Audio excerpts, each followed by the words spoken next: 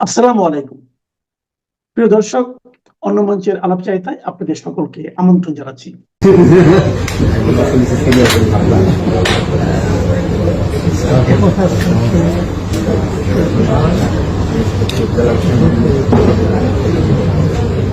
আজ ১৯ ডিসেম্বর।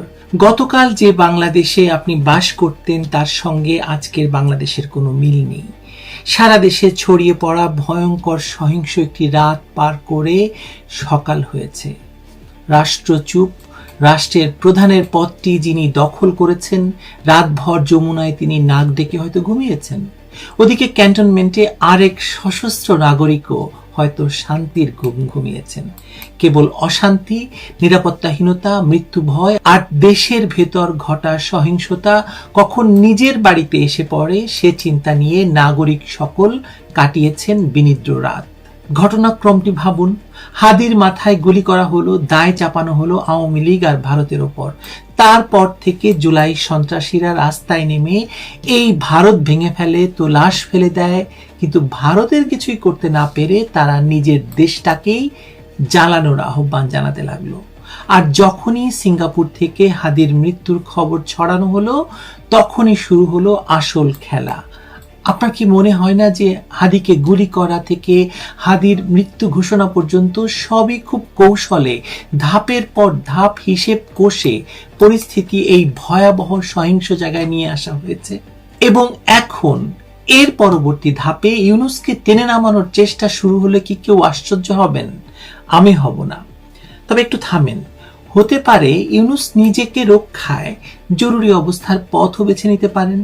আসুন, এই ইউনূস যাবেন নাকি ইউনূস থাকবেন? ইতি ইউনূস নাকি ইউনূসের নতুন শুরু? আরেকটু আলোচনা করার চেষ্টা করি, আরেকটু বোঝার চেষ্টা করি।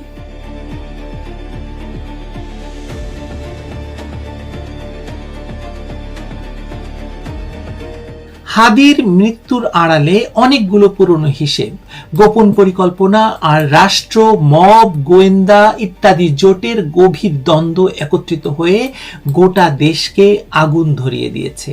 18 ডিসেম্বর সন্ধ্যায় তার মৃত্যু সংবাদ ছড়িয়ে পড়ার পর যা ঘটেছে, বাংলাদেশে এমন ভয়াবহ সমন্বিত হামলা জুলাই সন্ত্রাসের পরে ঘটেনি। জুলাই সন্ত্রাসীদের আগুন দেওয়া, পুড়িয়ে মারা, মেরে ঝুলিয়ে রাখা, থানা লুট করা, পুলিশ হত্যা, সবকিছুকে যদি আপনি মিলিয়ে দেখেন 18 ডিসেম্বর সন্ধ্যার পর থেকে ঘটা ঘটনাগুলোর সঙ্গে, তাহলে বুঝতে পারবেন যে একই ধরন এবং একই হামলাকারীরা জুলাইতে যেমন দেশ পুড়িয়েছে, এখন আবারও পোড়ানো শুরু করেছে। এবং সবচেয়ে উদ্বেগজনক ব্যাপার হলো, যখন তারা দেশ জ্বালাচ্ছিল ঠিক তখন দেশের প্রধানমন্ত্রী সমমানের প্রধান উপদেষ্টা নিরাপদে যমুনায় বসে জাতিকে শোকবার্তা দিচ্ছিলেন। আর 2024 সালের জুলাই মাসে আকাশে উড়াল দিতে চাওয়া সেনাপ্রধান ওয়াকার নির্ভার ক্যান্টনমেন্টে নাকি ডাকছিলেন হয়তো। আর বাইরে তখন দেশ জ্বলছিল। কিন্তু প্রশ্ন করুন তো, 18 ডিসেম্বর এই নারকীয় তাণ্ডব কারা করলো, কেন করলো? একটার পর একটা যেসব জায়গাকে লক্ষ্যবস্তু করা হয়েছে, প্রথম আলো, ডেইলি স্টার, ছায়ানট, ধানমন্ডি 32, ভারতীয় হাইকমিশনের অফিস, উত্তরা বনানী আবাসিক এলাকা, সাংবাদিক নুরুল কবির, এগুলো কোনো এলোমেলো তালিকা নয়। এগুলো একটি সুনির্দিষ্ট মতাদর্শিক মানচিত্র। এই মানচিত্রের উপর আঘাতের প্রধান উদ্দেশ্য হতে পারে দুটি। এক, বাংলাদেশকে লিবারেল এবং সেকুলার কাঠামো থেকে সরিয়ে এনে উগ্র ধর্মীয় নিরাপত্তা রাষ্ট্রে রূপান্তর করা, শরিয়া আইন জারি করা। দুই, নির্বাচনের আগে দেশকে এমন অস্থিতিশীল করা যাতে জরুরি অবস্থা, নির্বাচন স্থগিত কিংবা গণভোটের অজুহাত তৈরি হয়। তার মানে এই দুটি উদ্দেশ্য হাসিল করতে হাদির মৃত্যুটা তাদের এখন খুব প্রয়োজন ছিল, তাই নয় কি? হাদির মৃত্যু এখানে কেবল একটি অজুহাত, মূল খেলা কিন্তু অন্যত্র। লক্ষ্য করুন তো, এই আক্রমণগুলো কখন হলো? ঠিক সেই রাতে যখন ইউনূস টিভিতে গভীর কণ্ঠে বলছেন, জাতি আজ শোকে মুহ্যমান। এটা কি নিছক কাকতালীয়? না, এটা ক্ষমতার যন্ত্রের খুবই পুরনো কৌশল। উপরের তলায় আলো, ধূপ, ফুল দিয়ে শোক করা, নিচের তলায় তারই লেলিয়ে দেওয়া, মানে রাষ্ট্রের লেলিয়ে দেওয়া জুলাই সন্ত্রাসীরাই রাষ্ট্র হয়ে আগুন জ্বালাচ্ছে। এই জুলাই সন্ত্রাসীরা সেদিন থেকে এই খেলাটা খেলছে যেদিন থেকে তারা ক্ষমতা দখল করেছে, এবং দেশ সেদিনই মবের হাতে বন্দী হয়েছে। সেদিনই ক্ষমতাসীনরা দুই দুনিয়ায় খেলা শুরু করেছে। আবারও প্রশ্ন করি, আসুন, হাদির মৃত্যু কাকে সবচেয়ে বড় সুবিধা দিল? হাদি যদি বেঁচে থাকতেন তাহলে তার মুখেই আমরা প্রথম প্রশ্নটি শুনতাম যে ফয়সাল নামের কথিত খুনি নাকি ছাত্রলীগের, তাকে জামিনে মুক্ত করলো কে? কার স্বার্থে তাকে ছাড়া হলো? কেন তার যাতায়াত বিএনপি ঘেঁষা আইনজীবীদের সঙ্গে? কেন সে হাদির অফিসে নিয়মিত যাতায়াত করত? কেন শেষ মুহূর্তে সে মুখ ঢেকে শুটার বনে গেল? আর কাকে তারা হায়ার করলো মির্জা আব্বাসকে ফাঁসানোর জন্য? এই সব প্রশ্নই সরকারকে বিপাকে ফেলতো, কিন্তু মৃত্যু সব প্রশ্ন বন্ধ করে দিয়েছে। এবং সে কারণেই হাদির মৃত্যু আসলে প্রয়োজনীয় হয়ে উঠেছিল জুলাই সন্ত্রাসীদের জন্য, সরকারের জন্য তো বটেই। এখন মৃত হাদি এই জুলাই সন্ত্রাসীদের কাছে একটি অজুহাত। নিরাপত্তা হুমকি, উগ্রপন্থী হামলা, সীমান্তে উত্তেজনা, ভারতকে লক্ষ্যবস্তু করা, আওয়ামী লীগকে নির্মূল করা, ফ্যাসিবাদ নির্মূল করা, সব একসঙ্গে সংযুক্ত করা সম্ভব হলো কেবল হাদির মৃত্যুকে দিয়ে। আর এই মৃত্যুর ফলে সরকার কি পেল বলুন তো? চলুন একটা লিস্ট বানাই, বড় লিস্ট না, দুটোই বলবো শুধু। এক, সকল রাজনৈতিক নেতাকে নিরাপত্তা দেওয়ার নামে গোটা রাজনৈতিক মাঠ নিয়ন্ত্রণে আনা, তারেক রহমান পর্যন্ত অন্তর্ভুক্ত হয়েছেন। দুই, নির্বাচন পেছানোর যুক্তি দৃঢ় হলো আরো, কারণ এখন দেশে অতি বিপজ্জনক পরিস্থিতি ঘোষণা দিয়ে নির্বাচন না হওয়ার অজুহাত তো তৈরি হলো। তালিকা আরো আছে যেগুলো আগের একটি ভিডিওতে বলেছি। প্রশ্ন হলো, একটি মাত্র সাধারণ গুলি দিয়ে একজন সাধারণ কাউকে হত্যা করে এতগুলো অর্জন সম্ভব হতো না, তাই বেছে বেছে হাদিকেই টার্গেট করা হয়েছিল। একটি নিখুঁত রাজনৈতিক পরিকল্পনাও তৈরি হয়েছিল এবং সেই পরিকল্পনা বাস্তবায়নের জন্যই হাদির মৃত্যুকে পুঁজি করা হচ্ছে। এখন আসি 18 ডিসেম্বর রাতের ভয়ঙ্কর সমন্বিত আক্রমণগুলোর দিকে। খুলনা, চট্টগ্রামে ভারতীয় হাইকমিশনে, প্রথম আলো, ডেইলি স্টার, ধানমন্ডি 32, ছায়ানট, উত্তরা বাণিজ্যিক এলাকা, নুরুল কবির ধর্ম অবমাননার মিথ্যা অভিযোগে ময়মনসিংহের ভালুকায় একজন হিন্দু নাগরিককে পুড়িয়ে হত্যা, চট্টগ্রামে মহিউদ্দিন চৌধুরীর বাড়িতে আবারও হামলা, আবারও আগুন। এগুলো সব কিভাবে একই সন্ধ্যায় ঘটলো বলুন তো? বাঙালি কি এক রাতে এরকম আগুন দেওয়ায় ওস্তাদ হয়ে গেল? না, এরা বিগত জুলাই থেকে হাত পাকিয়ে আজকে জায়গায় এসে পৌঁছেছে। জুলাই থেকে আগুন লাগাতে লাগাতে কাল যমুনায় বা ক্যান্টনমেন্টে যাবে। এরা কারা? কারা আবার? জুলাইতে যারা ছিল তারাই। এই মব একক কোনো দল বা আদর্শ দ্বারা পরিচালিত নয়, এটা বহুস্তরীয় জোট।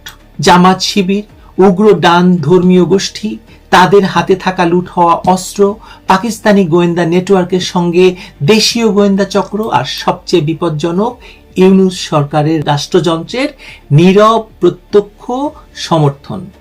আপনার কি মনে হয় না যে রাষ্ট্র যদি চাইতো এই মব 30 মিনিটও রাস্তায় টিকতে পারত না? আগস্ট 2024-এও রাষ্ট্রকে রক্ষার দায়িত্ব যাদের ছিল তারা নামেনি জাতিসংঘের দেওয়া ডলারের লোভে। আর আজকেও তারা নামেনি কেন জানেন? কে জানে? আমি জানি না, ঘুমোচ্ছে হয়তো। উড়াল দেব আকাশে কিংবা ইনাফ ইজ এনাফের কি অবস্থা এখন? কোথায় আপনি ভাই? হ্যালো হ্যালো, শুনতে পাচ্ছেন? আসলে সেই জুলাই আগস্টেও যারা দেশ রাষ্ট্রকে জ্বালিয়ে ক্ষমতা দখল করেছিল তাদের আবার সক্রিয় করতে যে নেটওয়ার্ক ভূমিকা রেখেছিল, আজও সেই নেটওয়ার্কই কাজ করছে। তবে এর সঙ্গে আরেকটা ভয়ঙ্কর দিক যুক্ত হয়েছে। এই দেশ এখন এমন এক জায়গায় পৌঁছেছে যেখানে ধর্ম অবমাননার গুজব ছড়িয়ে কাউকে গাছে ঝুলিয়ে পুড়িয়ে হত্যা করা সম্ভব হয়েছে। এটা আফগানিস্তান বা পাকিস্তানি মডেল, এটা মুক্তিযুদ্ধের বাংলাদেশ নয়। আপনি কি মনে করেন যদি ইউনূস এবং তার জুলাই সন্ত্রাসের সঙ্গীরা ফেব্রুয়ারিতে একটি নির্বাচন সত্যি চাইতো তাহলে কি এসব করার সুযোগ থাকতো বা সুযোগ দিত? দেশের সরকার থাকলে, নিয়ন্ত্রণ থাকলে এরকম অরাজকতা সম্ভব হতো? উত্তর হলো না। এটা করার কারণ হতে পারে দেশকে জরুরি অবস্থার দিকে ঠেলে দেওয়া, কারণ তাতে আরো কিছুকাল বৈধভাবে ক্ষমতায় থাকতে পারবেন ইউনূস। আমার তো মনে হয় এভাবে মব লেলিয়ে দিয়ে গোটা দেশে ভয়াবহ অবস্থা সৃষ্টির পেছনে 3টি কারণ থাকতে পারে। এক, রাষ্ট্র দেখাতে চাইছে দেশ নিয়ন্ত্রণের বাইরে, সুতরাং নির্বাচন পেছানো বাধ্যতামূলক। 3 নাম্বার হচ্ছে জরুরি অবস্থায় একমাত্র পথ। অনির্বাচিত অবৈধ শাসকদের এগুলো আসলে পুরনো কৌশল। আগে দেশে আগুন লাগাও, পরে নিজেকে ফায়ার সার্ভিস হিসেবে প্রমাণ করো। ইউনূসের মতো ধুরন্ধর এটা করতেই পারেন, না হলে এই মুহূর্তে বাংলাদেশের শহর জ্বলছে, মিডিয়া জ্বলছে, কূটনৈতিক অফিস জ্বলছে, রাষ্ট্রের স্থাপনাগুলো জ্বলছে, এবং আপনারা যারা এতদিন ভাবছিলেন এটা আমার কিছু না, তাদের বাড়ির দরজায়ও কাল আগুন ঠক ঠক করবে। যেমনটি এই কিছুদিন আগেও প্রথম আলো সম্পাদক লিখেছিলেন বা বলেছিলেন যে আজ শেখ হাসিনা পালিয়ে গিয়েছেন, প্রথম আলো আছে। যেমনটি কিছুদিন আগেও স্বনামে কলাম লিখে মাহফুজ আনাম বলেছিলেন আপনি যাবেন না ইউনুস ভাই, তাহলে সব শেষ হয়ে যাবে।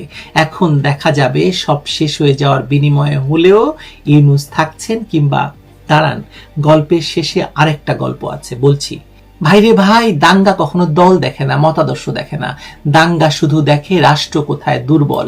হাদির মৃত্যুর মাধ্যমে রাষ্ট্রকে দুর্বল বলে পরিচয় করিয়ে দেওয়া হয়েছে, আর সেই ফোকর দিয়ে এই প্রেসার গ্রুপকে ঢুকানো হয়েছে। যারা দেশ জ্বালাচ্ছে তাদেরকে মব বলা নিষেধ, তাই প্রেসার গ্রুপ বললাম। হাদিকে হত্যা করে এই প্রেসার গ্রুপকে অনুমতি দেওয়া হয়েছে প্রথম আলো, ডেইলি স্টারে আগুন দিতে, ছায়ানটে আগুন দিতে, ভয় ছড়াতে, ক্ষমতা সংহত করতে, অস্থিরতা বাড়াতে এবং জরুরি অবস্থাকে জাতীয় প্রয়োজন হিসাবে প্রতিষ্ঠা করতে।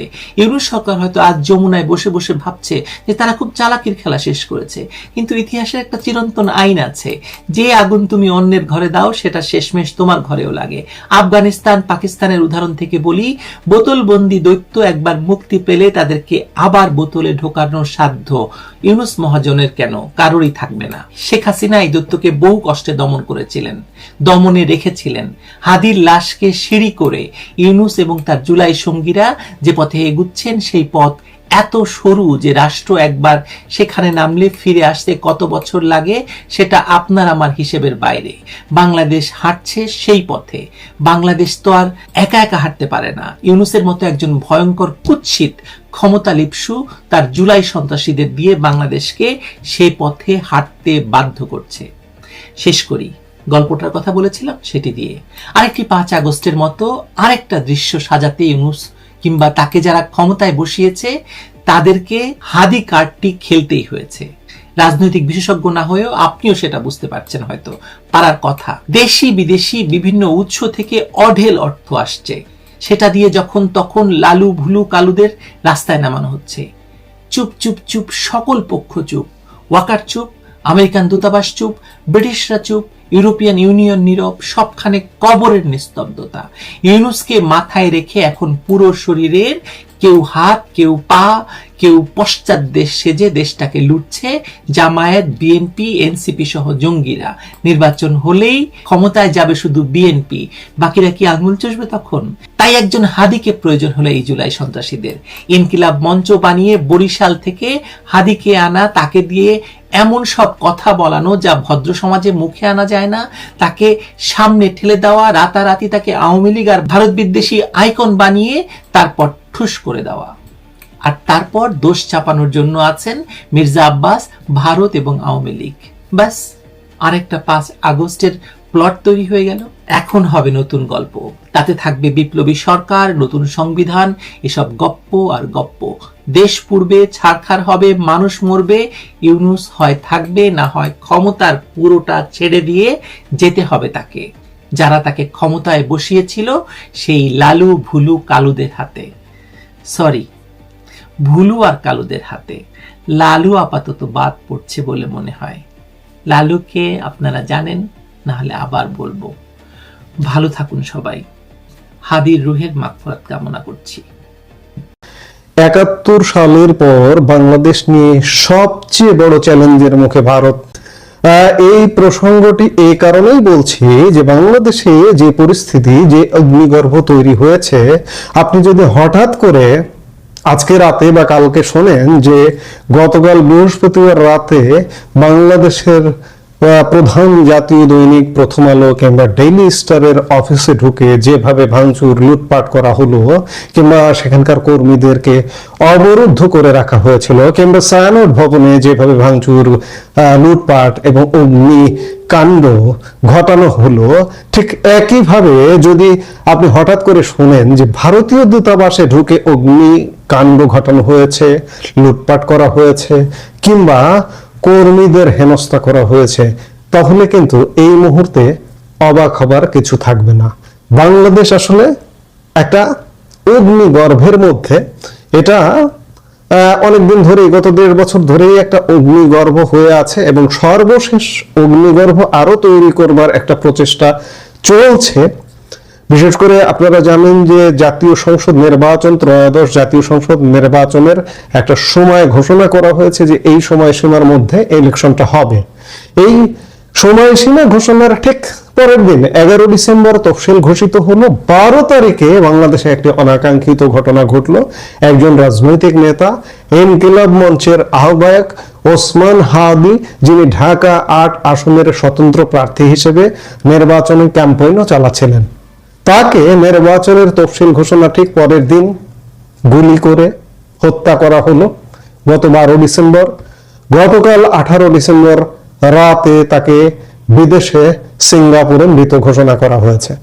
এই জন্য মনে হয় যে একটা সাজানো গোছানো উপলক্ষ তৈরি করার ছিল, এবং উপলক্ষটা তৈরি হয়েছে। এবং উপলক্ষ তৈরি হবার পরে গতকালকে রাত থেকে আপনারা বাংলাদেশ ব্যাপী রাজধানী ঢাকা সহ সারা বাংলাদেশে তাণ্ডব দেখলেন, এবং সামনের দিনগুলোতে আরো তাণ্ডব হতে পারে। বাংলাদেশে গত 1.5 বছরে আসলে এই পরিস্থিতিটা হবারই কথা। আপনারা জানেন যে গত বছর পরিবর্তিত পরিস্থিতিতে বাংলাদেশে যত জঙ্গি অপরাধী জেলের তালা খুলে বের করে দেওয়া হয়েছে, যার কারণে গত 1.5 বছর যাবৎ তাণ্ডব চলছে। এখন তাণ্ডবটা ভিন্ন রকম, এবং এই ভিন্ন রকম তাণ্ডবটা সম্পর্কে নয়াদিল্লি আগেই ওয়াকিবহাল। গতকাল যেমন বৃহস্পতিবার বিকেলে ভারতের পররাষ্ট্র মন্ত্রণালয় সংক্রান্ত সংসদীয় স্থায়ী কমিটি, যে কমিটির চেয়ারপারসন এবং ভারতীয় জাতীয় কংগ্রেস সাংসদ শশী থারুরের সেই সংসদীয় কমিটি একটা রিপোর্টে জানিয়েছিল স্পষ্ট করে যে 1971 সালের পর বাংলাদেশ নিয়ে সবচেয়ে বড় চ্যালেঞ্জের মুখে পড়েছে ভারত। সতর্কভাবে বিষয়টি সামলাতে না পারলে ভারতের সমস্যা অনেকটা বাড়বে। সংসদীয় কমিটির রিপোর্টে স্পষ্ট ইঙ্গিত দেওয়া হয়েছিল যে বাংলাদেশ যে এভাবে জ্বলে উঠতে পারে সেটা ভারত আজ করতে পেরেছে। গতকাল ওসমান হাদির মৃত্যু ঘোষণার কয়েক ঘন্টা আগেই সে কথা জানিয়েছিল ভারতের পররাষ্ট্র মন্ত্রণালয় সংক্রান্ত সংসদীয় স্থায়ী কমিটির রিপোর্ট। পরিবর্তিত বাংলাদেশের প্রতি সরকারের কেমন কূটনৈতিক কৌশল নেওয়া উচিত সেই নিয়ে একগুচ্ছ সুপারিশ করেছে শশী থারুরের নেতৃত্বাধীন সংসদীয় কমিটি। রিপোর্টে বলা হয়েছে 1971 সালে মানবিকতার বিষয় ছিল, নতুন এক রাষ্ট্র গঠিত হয়েছিল, কিন্তু বর্তমানে সমস্যা অনেক গভীরে। রাজনৈতিকভাবে পুরো বদলে গিয়েছে বাংলাদেশ। কূটনৈতিক দিক থেকেও চীন এবং পাকিস্তানের প্রভাব বাড়ছে বাংলাদেশে, অর্থাৎ ভারত বিরোধিতার পথে এগোচ্ছে ঢাকা। এই সময়টা ভারতের কাছে অত্যন্ত গুরুত্বপূর্ণ। সতর্কভাবে সামাল দিতে না পারলে বাংলাদেশে কট্টর ভারত বিরোধিতা আরো অগ্নিগর্ভ হয়ে উঠবে বলে রিপোর্টে বলা হচ্ছে। আপনারা জানেন যে বাংলাদেশের ইতিমধ্যে 3টি ভিসা কেন্দ্র বন্ধ করে দিয়েছে ভারত। বুধবার বন্ধ করবার পরে ঢাকা ভিসা কেন্দ্র বৃহস্পতিবার খোলা হলেও চট্টগ্রাম এবং রাজশাহী ভিসা কেন্দ্র বন্ধ রয়েছে। আর বৃহস্পতিবারই হামলার মুখে পড়েছে চট্টগ্রাম উপ হাই কমিশন দপ্তর। শশী থারুর কমিটির সুপারিশ, কোনো বিদেশি শক্তি যেন বাংলাদেশের মাটিতে ঘাঁটি না গড়তে পারে সেদিকে নয়াদিল্লির কড়া নজর রাখতে হবে। সেই সঙ্গে যোগাযোগ, বন্দর এবং পরিকাঠামো গঠনের ক্ষেত্রে বাংলাদেশকে কিছু বিশেষ ছাড় দেওয়ার বিষয়টিও প্রস্তাব করেছে কমিটি। একটা সময় নিষিদ্ধ বাংলাদেশের ইসলামপন্থী রাজনৈতিক দল জামাতে ইসলামীকে যেভাবে রাজনীতির মূল স্রোতে ফেরানো হয়েছে সেটাও ভারতের মাথা ব্যথা বাড়াবে। কমিটির আশঙ্কা, জামাতের স্বীকৃতি লাভ এবং আওয়ামী লীগকে নিষিদ্ধ করায় আগামী দিনে বাংলাদেশের স্বচ্ছ নির্বাচন একেবারেই বিলুপ্ত হয়ে যেতে পারে। গতকাল বৃহস্পতিবার ভারতের সংসদীয় কমিটির রিপোর্টের পরে বাংলাদেশ পরিস্থিতি ভারত খুব তীব্রভাবে নজর রাখছে, ভবিষ্যৎ কর্ম পরিকল্পনা নির্ধারণ করছে, এবং একই সাথে তাৎক্ষণিকভাবে ভারত অন্ততপক্ষে সীমান্তে একটা সতর্ক অবস্থান নিয়েছে এমনটাই জানা যাচ্ছে। বিশেষ করে চিকেন স্নেকের সুরক্ষায় কোনো আপোষ করছে না। চরম অরাজক পরিস্থিতির জেরে বৃহস্পতিবার রাত থেকেই ভারত বাংলাদেশ সীমান্ত এলাকায় কড়া নজরদারি শুরু হয়েছে। কার্যত নিরাপত্তা বলে মুড়ে ফেলা হয়েছে দীর্ঘ সীমান্ত সংলগ্ন প্রতিটি জনপদ thermal camera, night vision camera, CCTV camera ও ড্রোনের সাহায্যে নজরদারি চালানো হচ্ছে। কেন্দ্রীয় গোয়েন্দা সূত্রে জানা গিয়েছে, উত্তরে কোচবিহার, জলপাইগুড়ি, দার্জিলিং, 2 দিনাজপুর এবং মালদহ মিলিয়ে 6 জেলায় ভারতের পশ্চিমবঙ্গে 1400 কিলোমিটার ভারত বাংলাদেশ সীমান্ত রয়েছে। এই পুরো পশ্চিমবঙ্গ সীমান্ত কড়া নজরদারিতে রাখা হয়েছে এবং অন্যান্য অঞ্চলে, অন্যান্য সীমান্তেও কড়া নজরদারিতে রাখা হয়েছে। বিশেষ করে ইতিমধ্যে 22 কিলোমিটার প্রশস্ত চিকেন স্নেক বা শিলিগুড়ি করিডোর রক্ষায় বাংলাদেশ সীমান্তের পাশে আসামের ধুবড়ি সংলগ্ন বামুনি, বিহারের কিষানগঞ্জ এবং উত্তর দিনাজপুরের চোপড়া এলাকায় গড়ে ওঠা 3টি সামরিক ঘাঁটিকে ইতিমধ্যেই সতর্ক করা হয়েছে। চিকেন স্নেক এলাকার নিরাপত্তার দায়িত্বে রয়েছে ভারতীয় সেনার ত্রিশক্তি কর্পস। বৃহস্পতিবার রাত থেকে ওই ইউনিটের তৎপরতা বেড়েছে। অবশ্য আগে থেকেই হাসিমারা বায়ুসেনা ঘাঁটিতে মোতায়েন রাখা হয়েছে রাফাল যুদ্ধবিমান, বিভিন্ন মিগ ভ্যারিয়েন্ট ও ব্রহ্মস ক্ষেপণাস্ত্র। গোয়েন্দা সূত্রে জানা গেছে, যে কোনো পরিস্থিতি মোকাবেলায় সেখানেও বিশেষ সতর্কতা জারি করা হয়েছে। ভারতীয় গোয়েন্দা সূত্রের খবর, বাংলাদেশে অবস্থানরত ভারতীয় নাগরিক ও কূটনৈতিক প্রতিষ্ঠানের উপর বড়সড় জঙ্গি হামলার ছক কষছে পাকিস্তানের গুপ্তচর সংস্থা আইএসআই। আমি এই আলাপের শুরুর দিকে যেটি বলছিলাম, যে হঠাৎ করে যদি ভারতীয় দূতাবাসে ঢুকে পড়ে কিচ্ছু করার থাকবে না বা অবাক হবার কিছু থাকবে না। সূত্র অনুযায়ী এই বছরের শেষ হবার আগেই নাকি বাংলাদেশের হাই কমিশনের দপ্তর, ভিসা দপ্তরে আত্মঘাতী হামলা ছক আইএসআই এর। এই ষড়যন্ত্রে সক্রিয়ভাবে একাধিক ইসলামপন্থী সংগঠন জড়িত বলেও গোয়েন্দা রিপোর্টে বলা হয়েছে। এর মধ্যে বাংলাদেশের যে রাজনৈতিক দল একটি জামাতে ইসলামীকেও বলা হচ্ছে, নিষিদ্ধ সংগঠন হিজবুত তাহরির, আনসার আল ইসলাম এবং তথাকথিত স্ট্যান্ডার্ড পাকিস্তানি বা মহাজির সম্প্রদায়ের একটি অংশের কথা বলা হচ্ছে। গোয়েন্দা সূত্রের খবর, 17 ডিসেম্বর ঢাকায় অবস্থিত ভারতীয় হাই কমিশন ঘেরাও কর্মসূচির পেছনে আইএসআই এর হাত রয়েছে। পরিকল্পনা ছিল কমিশন চত্বরে অগ্নিসংযোগ, ভাঙচুর এবং ভারতীয় কূটনীতিকদের শারীরিকভাবে আক্রমণ করা। যদিও নিরাপত্তা ব্যবস্থার কারণে বড়সড় বিপর্যয় এড়ানো সম্ভব হয়েছে, তবে সামনে যে ঘটবে বা ঘটবে না এটা উড়িয়ে দেওয়া যায় না। কেন্দ্রীয় গোয়েন্দারা জেনেছে, বাংলাদেশে ভারত বিরোধী কার্যক্রমের মূলেই রয়েছে আইএসআই এর ছক। সম্প্রতি মহাজির রেজিমেন্ট নামে একটি নতুন জঙ্গি ইউনিট গঠনেরও তথ্য মিলেছে, যেখানে বাংলাদেশে থাকা পাকিস্তানি যুবকদের নিয়োগ করা হয়েছে। এই ইউনিটকে আত্মঘাতী হামলার প্রশিক্ষণ দেওয়া হয়েছে বলে প্রাথমিক খবর পেয়েছে গোয়েন্দারা। যাই হোক, সবকিছু মিলে বাংলাদেশ একটা অগ্নিগর্ভ উত্তপ্ত অবস্থা, নির্বাচন হবে না এমনটাই বোঝা যাচ্ছে এবং ভারত বিরোধিতা এক প্রকার চরমে। আমরা কঠিন এক পরিস্থিতির মুখোমুখি। তবে এই যে অন্ধকার, এত পরিস্থিতি খারাপ, তারপরেও আমি আপনাদের আশার কথা শোনাতে চাই যে যত অন্ধকার হচ্ছে না, ঠিক ততই আলো কাছে আসছে। যত বাড়াবাড়ি হচ্ছে, ঠিক ততই এই বাড়াবাড়িটা দমন হবে। বাড়াবাড়িরও একটা শেষ আছে, আমরা সেই শেষটা দেখবার অপেক্ষায় আছি। গত 1.5 বছর ধরে নানাভাবে অপেক্ষা করছে।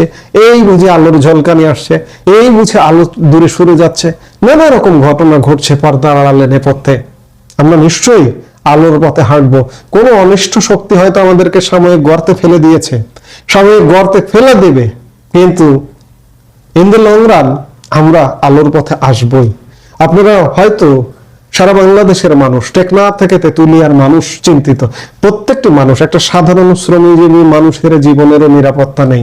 এই যে গতকালকে ময়মনসিংহে এক পোশাক শ্রমিক ভাইকে ধর্ম অবমাননার অভিযোগে পিটিয়ে, ঝুলিয়ে, হত্যা করে ঝুলিয়ে দিয়ে আগুনে পুড়িয়ে দেওয়া হয়েছে। অর্থাৎ কোনো মানুষের নিরাপত্তা নেই। অর্থাৎ আমরা একটা চরম অন্ধকার সময়, এবং নয়াদিল্লি এটা জানে যে বাংলাদেশকে কিভাবে হ্যান্ডেল করবে।